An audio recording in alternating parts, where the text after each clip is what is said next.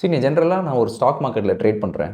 இப்போ நான் ஒரு ரிலையன்ஸ் வாங்க போகிறேன். ரிலையன்ஸ் கேஷ் மார்க்கெட்டில் வாங்க போகிறேன்னா, அதை என்னால் ஜெரோதால வாங்க முடியும், க்ரோவில் வாங்க முடியும், தன்ல வாங்க முடியும், ஏஞ்சலில் வாங்க முடியும், எல்லா புரோக்கர்லேயும் வாங்க முடியும். அதே ரிலையன்ஸ் ஃபியூச்சர்ஸ் நான் வாங்க போகிறேன், இல்லை ட்ரான்சாக்ட் பண்ண போகிறேன்னா, அதுவும் எல்லா புரோக்கர்லேயும் பண்ண முடியும். பட் ஆனால் கிரிப்டோவில் ஒரு பெரிய டிஃப்ரென்ஸ் இருக்குது. இந்தியாவில் ஏகப்பட்ட எக்ஸ்சேஞ்ச் இருந்தாலுமே, இப்போ ஃபார் எக்ஸாம்பிள் இது வரைக்கும் நம்ம டெல்டா எக்ஸ்சேஞ்சில் வீடியோ போட்டிருக்கோம். டெல்டா எக்ஸ்சேஞ்சில் போட்ட வீடியோ எல்லாமே எப்படின்னா, வெறும் கிரிப்டோ ஃபியூச்சர்ஸ் மட்டும் தான் பண்ண முடியும். கிரிப்டோ ஸ்பாட் பண்ண முடியாது. ஸோ அந்த மாதிரி ஒரு சில ரெஸ்ட்ரிக்ஷன்ஸ் இருக்குது இந்த எக்ஸ்சேஞ்ச் படி. பட் இந்த மாதிரி நான் ஸ்பாட் பண்ணணும், இப்போ பிடிசி வந்து நான் ஸ்பாட் வாங்கி வைக்கணும், எனக்கு வந்து நான் ஃபியூச்சர்ஸில் பண்ண விரும்பல அப்படின்னா அதை டெல்டா எக்ஸ்சேஞ்சில் பண்ண முடியாது. அதுக்கு இன்னொரு பிளாட்ஃபார்ம் தான் காயின் டிசிஎக்ஸ்.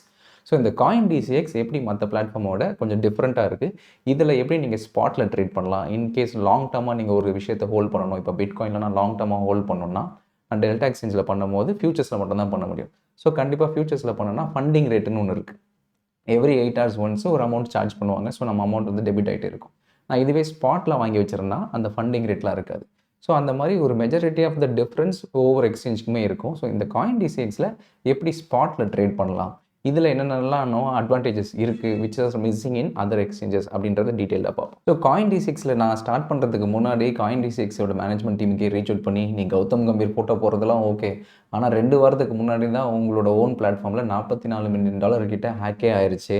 ஸோ அப்படி இருக்கும்போது எந்த அளவுக்கு சேஃபாக இருக்கும், இதை நான் பண்ணலாமா வேண்டாமா, இன்கேஸ் நான் மட்டும் பண்ணுறது இல்லாமல் இதை நான் வீடியோவை போட்டேன்னா இதனால் கண்டிப்பாக ஒரு நிறைய பேர் வருவாங்க, பட் அவங்களுக்கும் அஃபெக்ட் ஆகிடக்கூடாதுன்றதுனால ஒரு டீட்டெயில் காலே போச்சு. ஸோ அந்த காலில் அவங்க ஸ்பெசிஃபிக்காக கிளாரிஃபை பண்ணது என்னென்னா, வித் ரெஸ்பெக்ட் டு காயின் டிசிஎக்ஸை பொறுத்த வரைக்கும் நாங்கள் ஸ்பாட்லேயும் பண்ணுவோம், ஃபியூச்சர்ஸ்லேயும் பண்ணுவோம். பட் இந்த ஸ்பாட் ஃபியூச்சர்ஸ்க்குன்னு வந்து ஒரு லிக்விடிட்டி பூல் மாதிரி இருக்கும். சே ஃபார் அன் எக்ஸாம்பிள் ஒரு பை இல்லை செல் ஆர்டர்லாம் வருதுன்னா அதை மேட்ச் பண்ணுறதுக்கு எங்ககிட்ட ஒரு அமௌண்ட்டு கரன்சியாக இல்லாமல் இந்த மாதிரி கிரிப்டோ கரன்சியாக வச்சுருப்போம், நார்மல் ஐஎன்ஆராக இல்லாமல். அது ஒரு இடத்துல இருந்தது. ஸோ அது என்ன ஆயிடுச்சுன்னா, இந்த எங்களோட ஒன் ஆஃப் த எம்ப்ளாயீஸ்லாம் வந்து இந்த மூன் லைட்டிங் பண்ணுற மாதிரி அவங்க செப்பரேட்டாக ஒரு தேர்ட் பார்ட்டி ப்ராஜெக்ட்ஸ், ஒரு ஃப்ரீலான்சிங் ப்ராஜெக்ட்ஸ்லாம் பண்ணியிருந்திருக்காங்க. அது கம்பெனியோட லேப்டாப்லேயே பண்ணியிருந்திருக்காங்க. அப்போ என்ன ஆயிருக்கு, கம்பெனியோட லேப்டாப்பு நான் காம்ப்ரமைஸ் ஆனதுனால ஒரு முக்கியமான சர்வர் டீட்டெயில்ஸ்லாம் லீக் ஆகிருக்கு. அதனால் எங்களோட ஓவரால் நாங்கள் டெபாசிட்டாக வச்சுருந்த அந்த ஒரு $44 மில்லியன் அப்படியே ஹேக் ஆகிடுச்சே தவிர இதுக்கும் எந்த ஒரு யூசர்ஸ்க்கும் எந்த ஒரு ப்ராப்ளமும் இல்லை. யூசர்ஸோட ஃபண்ட்ஸு இன்னும் சேஃபாக தான் இருக்குது. இன்ஃபேக்ட் எப்போ யாரெல்லாம் வித்ட்ரா பண்ணாலும் அதை நாங்கள் கொடுத்துட்டோம். இப்போ வரைக்கும் ட்ரான்சாக்ஷன் போயிருந்தாருன்னு ஒரு கிளாரிஃபிகேஷன் கொடுத்தாங்க. அதுக்கப்புறமா தான் ஓகே ஃபைன்ட்டு நானே அதுக்கப்புறம் தான் ஃபர்தர் அக்கௌண்ட் ஓப்பன் பண்ணி எக்ஸ்ப்ளோரே பண்ண ஆரம்பித்தேன். ஸோ அதனால் வித் ரெஸ்பெக்ட் டு கிரிப்டோ எல்லா எக்ஸ்சேஞ்சஸ்லேயும் ஒரு இஷ்யூஸ் இருக்குது. பட் இந்த எக்ஸ்சேஞ்சஸ் இந்த இஷ்யூவை ஃபேஸ் பண்ணி தாண்டி வந்ததுனால ஓரளவுக்கு ஒரு கிரெடிபிலிட்டியும் ஒரு கன்விக்ஷனும் அந்த எக்ஸ்சேஞ்ச் மேலே இருக்கிறதுனால தான் நான் ப்ரொசீடே பண்ணுறேன். ஸோ இருந்தாலுமே கிரிப்டோவை பொறுத்த வரைக்கும் இந்தியன் எக்ஸ்சேஞ்சுன்னு இல்லை, அக்ராஸ் த வேர்ல்டு ஏகப்பட்ட எக்ஸ்சேஞ்ச் ஹேக் ஆகிருக்கு. அதனால் நம்ம கிரிப்டோவில் ட்ரேட் பண்ணுறோன்னா ரொம்ப ரொம்ப ரொம்ப கேர்ஃபுல்லாக ட்ரேட் பண்ணணும். சின்ன மினிமம் கேபிட்டலை வச்சு தான் நம்ம ட்ரேட் பண்ணணும். எந்த capital you can afford to lose, இந்த அமௌண்ட் எனக்கு போனாலும் பரவாயில்லன்ற ஒரு அமௌண்ட்டை வச்சு தான் இனிஷியலாக ட்ரேட் பண்ணுங்கள். ஏன்னா இனிஷியல் ஃபேஸில் நம்ம கிரிப்டோவில் அப்படியே லட்சக்கணக்காக சம்பாதிக்கணுன்றதை விட ஃபஸ்ட்டு அதை கற்றுக்கணும். ஏன்னா இப்போ இருக்கிற ரெகுலேஷன்ஸில் செபியோட ரெகுலேஷன்ஸ் ஏகப்பட்ட சேஞ்சஸ் மாறிட்டே இருக்கும்போது ஒரு டிஃப்ரெண்ட் அசட் கிளாஸஸில் நம்மளோட நாலேஜ் வளர்த்துக்கிறது தான் பெஸ்ட்டுன்றதுனால தான் நான் லாஸ்ட் 9 to 10 monthஸாகவே கிரிப்டோவில் ஃபுல் ஃப்ளெஜ்டாக ட்ரேட் பண்ணிகிட்டு இருக்கேன். ஸோ அப்படி இருக்கும்போது இதுக்கப்புறமா நீங்கள் இந்த கிரிப்டோ ரிலேட்டட் வீடியோஸ் ஏதாவது பார்க்குறீங்கன்னா ஜஸ்ட் அதோட ஓவரால் வியூவை புரிஞ்சுக்கோங்க. அதோட அசட் கிளாஸ் எப்படி பிஹேவ் ஆகுது, அதோட வாலட்டிலிட்டி எப்படி பிஹேவ் ஆகுது, அதில் சின்னதாக எப்படி ட்ரேட் பண்ணலாம் அப்படின்ற தாட் ப்ராசஸ் மட்டும் வச்சுக்குமே தவிர அது உள்ள பூந்து ஏகப்பட்ட மணி கொஞ்சம் ஓவர் நைட்டில் எடுத்துடலான்ற எக்ஸ்பெக்டேஷன் இப்போதைக்கு வேண்டாம். ஸோ இப்போதைக்கு வில் ஜஸ்ட் அண்டர்ஸ்டாண்ட் ஹவு இந்த இன்ஸ்ட்ருமெண்ட் வில் ஒர்க். அதுக்கப்புறம் ஸ்லோ அண்ட் ஸ்டடியாக நம்ம கொஞ்சம் கொஞ்சமாக கிராஜுவலாக இன்க்ரீஸ் பண்ணி என்ன நல்லா சேஃபர் ஆப்ஷன் இருக்குன்றதை அதுக்கப்புறமா மூவ் பண்ணிக்கலாம். இனிஷியல் ஃபேஸஸில் நம்ம capital is always at risk. அதனால் கம்மி கேபிட்டலில் வச்சு எக்ஸ்ப்ளோர் பண்ணுறது தான் பெஸ்ட். ஸோ ஒன்ஸ் நீங்கள் காயின் டிசிஎக்ஸ் ஓப்பன் பண்ணிட்டீங்கன்னா அதுக்கான அக்கௌண்ட் லிங்க் நான் டிஸ்கிரிப்ஷனில் மென்ஷன் பண்ணுறேன். Using which you can open an account. அதில் ஓப்பன் பண்ணிட்டீங்கன்னா இப்போ நம்ம டெல்டா எக்ஸ்சேஞ்சில் பார்க்கும்போது வெறும் ஃபியூச்சர்ஸ் மட்டும்தான் இருக்கும். பட் இங்கே பார்த்தீங்கன்னா காயின்ஸ் அண்ட் கிரிப்டோ ஃபியூச்சர்ஸ் செப்பரேட்டாக ஸ்பாட்டு தனியாக ஃபியூச்சர்ஸ் தனியாக பிரிச்சுட்டாங்க. அது இல்லாமல் ஏர்ன் அப்படின்னு ஒன்று இருக்குது. இது எனக்கு ரொம்பவே பிடிச்ச விஷயம். இது என்னென்னா, இப்போ நம்ம ஒரு நிஃப்டி பீஸ் வாங்குகிறோம். இப்போ நிஃப்டி பீஸ் வாங்கி என் அக்கௌண்ட்டில் இருக்குது. என் அக்கௌண்ட்டில் இருந்து அது சும்மா தான் இருக்கும். பட் இதுவே நான் வந்து பிளெட்ஜ் பண்ணேன்னா அந்த பிளெட்ஜ் பண்ண அமௌண்ட்டை வச்சு நான் ட்ரேட் பண்ணலாம். ஸோ ஒரு மார்ஜின் கிடைக்கும். அதேமாதிரி இவங்க ஏர்னுன்றதை என்ன வைக்கிறாங்கன்னா, நீங்கள் எனி ஸ்பெசிஃபிக் காயினை வாங்கிட்டு இந்த ஏர்னை கிளிக் பண்ணிங்கன்னா எந்தெந்த காயின்ஸு எவ்வளோ பர்சன்டேஜ் ஆஃப் ரிட்டர்ன்ஸ் ஆனால் ஆனுவலைஸ்டு பேசிஸ் தருவாங்க அப்படின்னு ஒன்று இருக்கும். ஸோ அதை நான் கொண்டு போய் பிளெட்ஜ் மாதிரி பண்ணிட்டேன்னா அந்த ஒரு ஆனுவலைஸ் ரிட்டர்ன் ஃபார் எக்ஸாம்பிள் ஒவ்வொரு நெட்வொர்க்லேயும் ஒவ்வொரு காயின்ஸ் இருக்கு இல்லையா. ஸோ அந்த ஒவ்வொரு காயினுக்கான ஓவரால் ரிட்டர்ன்ஸ் எவ்வளோ இருக்குது அப்படின்றத அவங்க காமிப்பாங்க.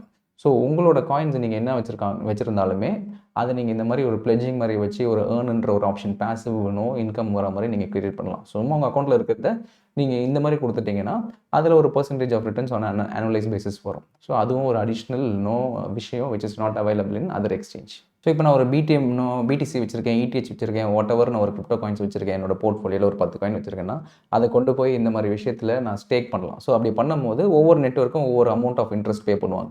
ஸோ நான் இந்த அதிகமாக இப்போ XADன்ற நெட்வொர்க்லாம் பார்த்தீங்கன்னா 10% கிட்ட annualized ரிட்டர்ன்ஸ் பே பண்ணுறோம். ஸோ அதை நான் எதில் வேணாலும் சூஸ் பண்ணி நான் வச்சுட்டேன்னா அவங்க அதை ஸ்டேக் பண்ணி அவங்க அதை லிக்விடிட்டிக்காக யூஸ் பண்ணிவிட்டு நமக்கான இந்த இன்ட்ரெஸ்ட் இதை கொடுத்துருவாங்க. இப்படி தான் அது ஒர்க் ஆகும். ஸோ ஒன்ஸ் நீங்கள் அக்கௌண்ட் ஓப்பன் பண்ணிட்டீங்கன்னா பேசிக் KYC டீட்டெயில்ஸ் முடிச்சிட்டிங்கன்னா உங்களோட பேங்க் அக்கௌண்ட் டீட்டெயில்ஸ்லாம் ஆட் பண்ணிவிடுவீங்க. ஆட் பண்ணிவிட்டு டேரெக்டாக உங்களோட பேங்க் அக்கௌண்ட்லேருந்து இதுக்கு நீங்கள் ஃபண்டை ட்ரான்ஸ்ஃபர் பண்ணலாம். ஸோ டெபாசிட் டெபாசிட் நவுன் கொடுத்துட்டிங்கன்னா வாட் எவர் இப்போ நான் 10,000 ட்ரான்ஸ்ஃபர் பண்ண போகிறேன்னா கண்டினியூ டு பேன்னு கொடுத்தீங்கன்னா ஒரே ஒரு ஆப்ஷன் தான் இருக்குது. IMPSல மட்டுமா தான் ட்ரான்ஸ்ஃபர் பண்ண முடியும். அந்த IMPSஸும் நீங்கள் எந்த பேங்க் அக்கௌண்ட் ரெஜிஸ்டர் பண்ணியிருக்கீங்களோ அந்த பேங்க் அக்கௌண்ட்டில் தான் போகும். ஸோ ஒன்ஸ் நீங்கள் கண்டினியூன்னு கொடுத்துட்டிங்கன்னா மேக்ஸிமம் 5 lakhs வரைக்கும் ஒரு டிரான்சாக்ஷன் நீங்கள் ட்ரான்ஸ்ஃபர் பண்ணிக்கலாம். பட் ஐ டோன்ட் ரெக்கமெண்ட் 1 லட்சத்துக்கு மேலே நான் ரெக்கமெண்ட் பண்ண மாட்டேன் இனிஷியலாக. ஸோ ஒன்ஸ் நீங்கள் ட்ரான்ஸ்ஃபர் பண்ணிட்டீங்கன்னா ஒன்ஸ் ப்ரொசீட் கொடுத்தீங்கன்னா இந்த மாதிரி அக்கௌண்ட் டீட்டெயில்ஸ் வந்துடும். ஸோ அக்கௌண்ட் நம்பர், IFSC கோடு, உங்களோட பெனிஃபிஷியரி நேம், இது வந்து உங்களோட இண்டிவிஜுவல் நேமுக்கு ஏற்ற மாதிரி இந்த ஒரு அக்கௌண்ட் நம்பர் கிரியேட் ஆகிருக்கும். ஸோ இதை உங்களோட பேங்க் உங்களோட எந்த பேங்க் அக்கௌண்ட்டில் ரெஜிஸ்டர் பண்ணியிருக்கீங்களோ அதில் லாகின் பண்ணி இந்த டீட்டெயில்ஸ் என்டர் பண்ணி இதுக்கு நீங்கள் ட்ரான்ஸ்ஃபர் பண்ணிங்கன்னா உங்களோட அக்கௌண்ட்டில் அந்த அமௌண்ட் இங்கே ரிஃப்ளெக்ட் ஆகும். ஸோ இன்கேஸ் உங்களோட ட்ரான்ஸ்ஃபர் நீங்கள் தப்பாக பண்ணிட்டீங்க, ரெஜிஸ்டர்ட் பேங்க்லேருந்து நான் ரெஜிஸ்டர்ட் பேங்க்கில் பண்ணிட்டீங்கன்னா 10 days ஆகும் ரீஃபண்ட் ஆகிறதுக்கு. இன்கேஸ் நீங்கள் வந்து IMPSக்கு பதிலாக NEFT இல்லை அந்த மாதிரி நீங்கள் சேஞ்ச் பண்ணிட்டீங்கன்னா அது ஆட்டோமேட்டிக்காக ரிவர்ஸ் ஆகிடும் உங்களோட அக்கௌண்ட்டுக்கு. ஸோ அதே மாதிரி NRE இன்னொரு அக்கௌண்ட்லேருந்து பண்ண முடியாது. ஏன்னா IMPS ஆப்ஷன் மட்டும்தான் இருக்குது, கூகுள் பே, இந்த UPI அந்த ஆப்ஷன்ஸ் இல்லை. ஸோ இது மூலிமா மட்டும்தான் நம்ம INR இதில் ஃபண்டு டெபாசிட் பண்ணுவோம். பண்ணதுக்கப்புறமா you can initiate the trade. So once நீங்கள் ஃபண்ட் ட்ரான்ஸ்ஃபர் பண்ணிட்டீங்கன்னா யூ ஹேவ் 2 ஆப்ஷன்ஸ். ஒன்று நீங்கள் டேரெக்டாக காயின்ஸில் ட்ரேட் பண்ணலாம், இல்லை ஃபியூச்சர்ஸில் ட்ரேட் பண்ணலாம். ஸோ இப்போ காயின்ஸ்னு கொடுத்துட்டிங்கன்னா BTC INR-ஆகவே இருக்கும். ஸோ இப்போ BTC இங்கே பார்த்தீங்கன்னா INR, USDT அந்த மாதிரி டிஃப்ரெண்ட் மாடலில் இருக்குது. ஸோ நான் இதில் BTC INR கொடுத்தேன்னா அதோட கரண்ட் ப்ரைஸ் என்ன அப்படின்றதில் தெரிஞ்சிடும்.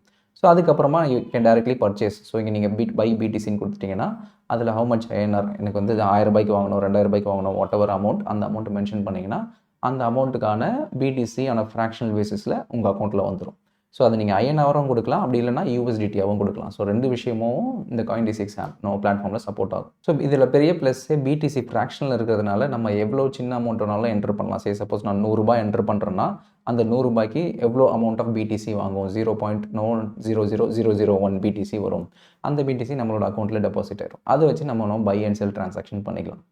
ஸோ இதில் இன்னொரு விஷயம் என்னென்னா, நான் முன்னாடியே சொன்ன மாதிரி இந்த ஸ்பாட்டுன்றது வந்து இந்த Coin-D6ல இருக்கும், டெல்டா எக்ஸ்சேஞ்சில் இது இருக்காது. ஸோ நான் இப்போ இந்த BTC வாங்குறேன்னா இதுக்குன்னு ஃபண்டிங் ரேட்டு நீங்கள் பார்த்தீங்கன்னா எதுவுமே இருக்காது. பட் இதுவே நான் ஃபியூச்சர்ஸில் வாங்குறேன்னா அதில் ஃபண்டிங் ரேட்டு நீங்கள் மென்ஷன் பண்ணியிருப்பாங்க. ஸோ அந்த ஃபண்டிங் ரேட் என்னென்னா எவ்ரி 8 hours ஒன்ஸ் உங்கள் அக்கௌண்ட்லேருந்து இந்த பர்சன்டேஜ் ஆஃப் வேல்யூ டெபிட் ஆகும். ஏன்னா நீங்கள் ஃபியூச்சர்ஸை ஹோல்ட் பண்ணுறீங்கன்றதுக்காக ஒரு சார்ஜஸ் இருக்கும். பட் இதுவே நம்ம ஸ்பாட்டில் பண்ணோன்னா இந்த சார்ஜஸ் இருக்காது. அதுதான் ரொம்ப பெரிய டிஃப்ரென்ஸ்.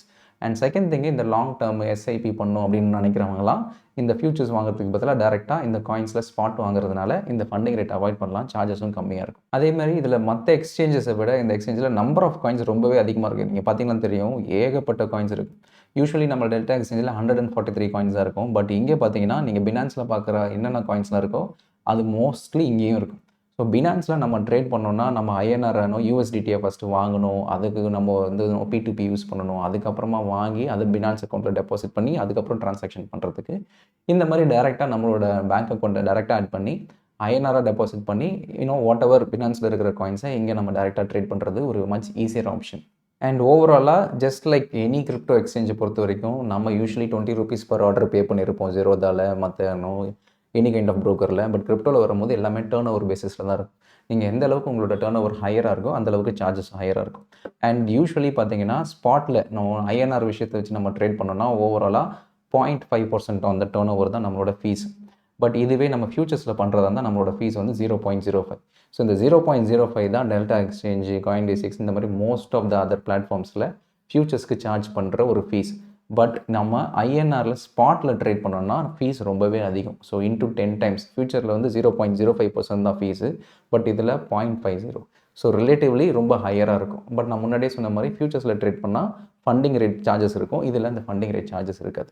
அதை காம்பன்சேட் பண்ணுறதுனால இங்கே சார்ஜஸ் யூஸ்வலி ஹையராக இருக்கும்.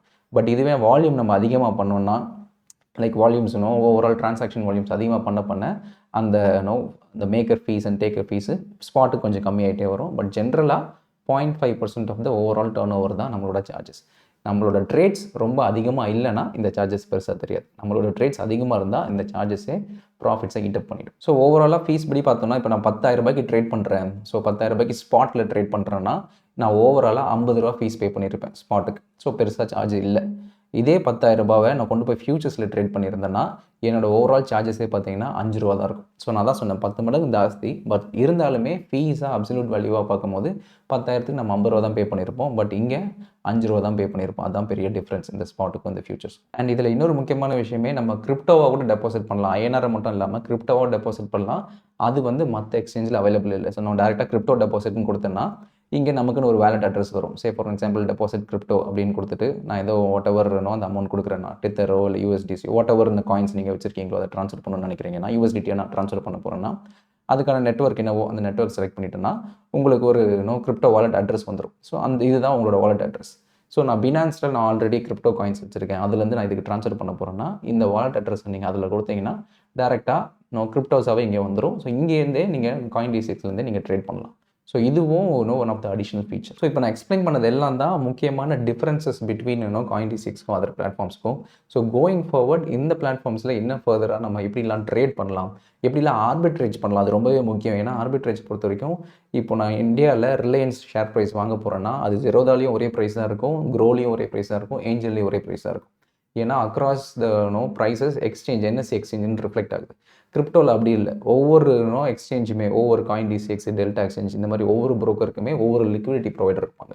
அதனால் பிடிசியோட ப்ரைஸ் ஒவ்வொரு எக்ஸ்சேஞ்சிலும் லைட்டாக மாறும். ஸோ எப்போ அந்த பெரிய டீவியேஷன் வருதோ அப்போ ஒரு இடத்துல லாங் போவாங்க, ஒரு இடத்துல ஷார்ட் போவாங்க. இதுதான் ஆர்பிட்ரேஜ் ட்ரேடிங் சொல்லுவாங்க.